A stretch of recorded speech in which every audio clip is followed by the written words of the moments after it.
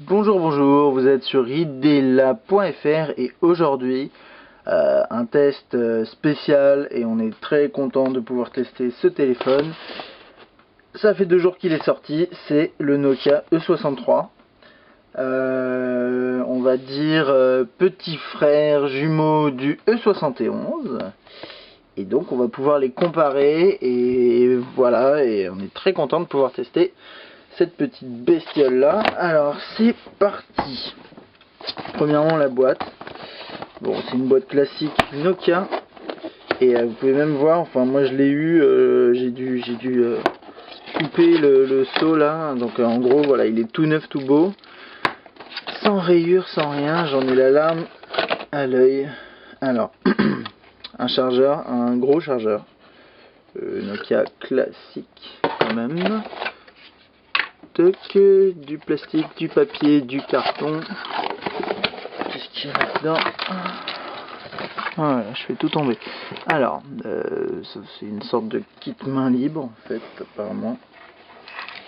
Voilà. Bon, comme ça quoi. Et des écouteurs.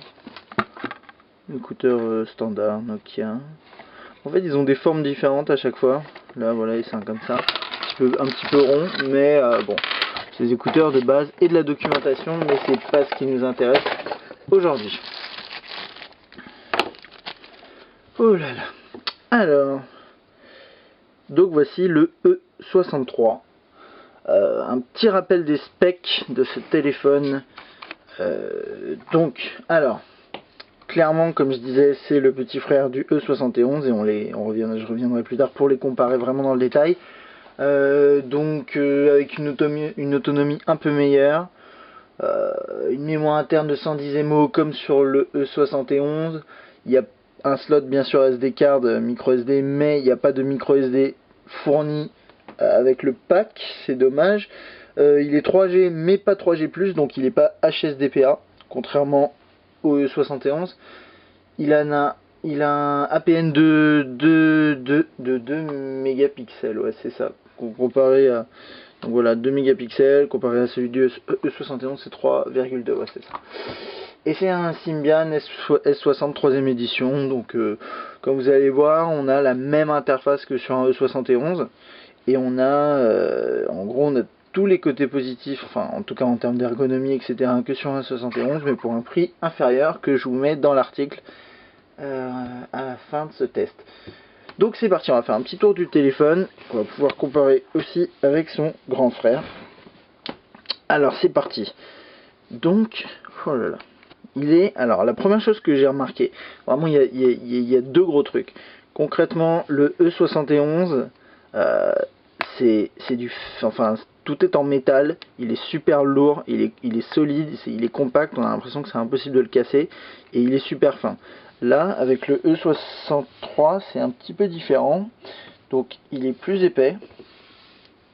Voilà, on le voit, tech, ouais, voilà. Et il est tout simplement tout en plastique. Donc ça c'est une des premières choses qu'on peut remarquer.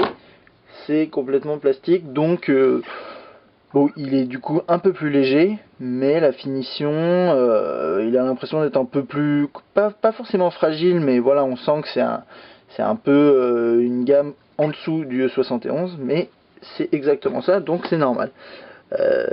Alors, allons-y, niveau, j'ai remarqué plusieurs trucs, niveau ergonomie. Et après on va faire le tour. Concrètement, une des premières choses que j'ai pu remarquer, pour ceux qui sont amateurs des claviers Full AZERTY, donc là on a un Full AZERTY, enfin full, on a un clavier AZERTY, hein, donc avec les mêmes touches que sur le E71, sauf que là la touche espace elle était grande et ici elle est petite. Elle est petite et il y a une petite option en plus, je sais pas trop ce que c'est, on dirait une lampe torche, je sais pas trop ce que c'est, est-ce que ça veut dire qu'il y a un bouton lampe torche, une fonction torche, je sais pas, bon. Les touches sont... Alors, ici sur le 71, les touches sont lisses. D'ailleurs, on le voit, elles sont un peu plus lisses. Donc ça glisse un peu. Ici, je sais pas si vous entendez. Elles sont complètement mates, donc les doigts accrochent un peu plus. C'est un feeling un peu différent, mais c'est pas mal.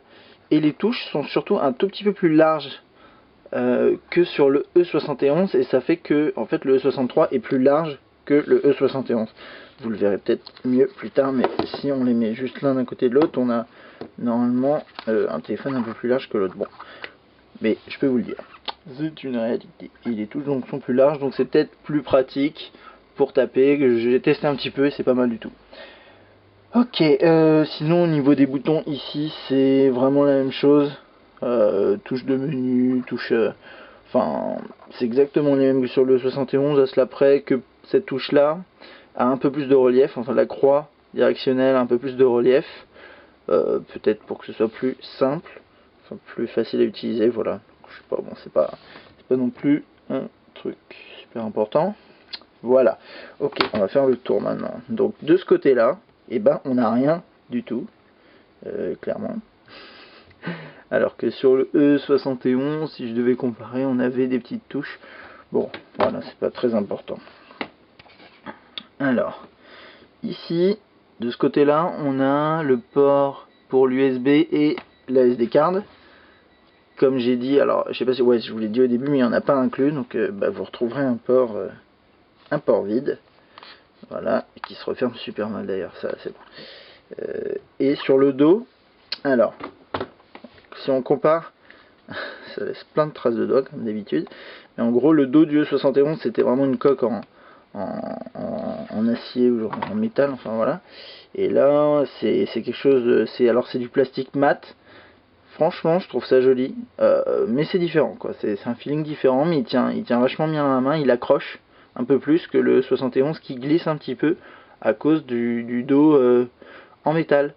Et puis voilà, on a une ouverture de batterie qui est un peu plus pratique, c'est juste un petit unlock, voilà, un petit lock ici. Et puis, ah voilà, ça c'est pas mal. Donc sur le dessus, je sais pas si vous voyez bien, ouais, on a une sorte de cache. C'est assez bizarre d'avoir mis un cache parce que en plus il n'est pas accroché, enfin il n'y a pas de petit fil qui le tire ou quoi, mais en gros c'est un cache pour un jack 3.5 mm. Comparé au E71 qui avait un jack 2.5 qui était super chiant. Et ben là ils ont corrigé ce truc là, et c'est vraiment une super idée. Et ben écoutez, je crois qu'on va l'allumer.